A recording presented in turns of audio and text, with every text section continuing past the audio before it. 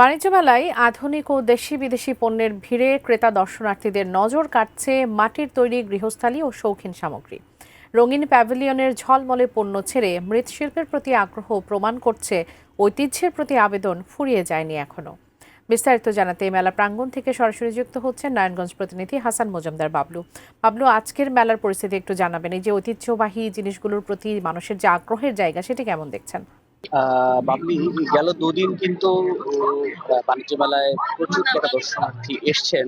তার তুলনায় আজ একটু কম। তারপরেও বেলা বাড়ার সাথে সাথে হয়তো ক্রেতা দর্শনার্থীদের সংখ্যা বাড়বে, এমনটাই আমরা জেনেছি মেলার কর্তৃপক্ষের কাছ থেকে। এছাড়াও আপনি যেমনটি বলছিলেন যে মেলায় দেশি বিদেশি স্টল রয়েছে, স্টলের পাশাপাশি কিন্তু মাটির তৈরি যে সমস্ত পণ্য রয়েছে, আবহমান বাংলার যে চিরায়ত রূপ, সেই পণ্যগুলোর মধ্যে কিন্তু ফুটে উঠছে। সেই সব পণ্য দেখতে কিন্তু বিভিন্ন স্টলে, যেসব পণ্য যে স্টলগুলোতে রয়েছে সেগুলোতে কিন্তু ক্রেতা দর্শনার্থীরা ভিড় করছে। আমরা তাদের সাথে কথা বলেছিলাম যে আসলে তারা যে বিষয়টি বলছেন যে মাটির তৈরি জিনিসগুলো আসলে আবহমান বাংলার সেই চিরায়ত রূপ, এগুলো দেখলে এবং এগুলো ঘর সাজানোর কাজে যথেষ্ট সুন্দর এবং ঘর সাজানোর কাজে বেশ উপকারী বলে তারা আমাদেরকে জানিয়েছেন। আর বিক্রেতারা বলছেন আসলে গত দুদিন বেশ কিছুটা বিক্রি হয়েছে, তবে আজ হয়তো এখন তেমনটা ওইভাবে শুরু হয়নি। তবে হয়তো বেলা বাড়ার সাথে সাথে হয়তো সময় গড়িয়ে গেলে হয়তো বেচা বিক্রি তারা শুরু করবে, এমনটাই আমাদেরকে জানিয়েছেন।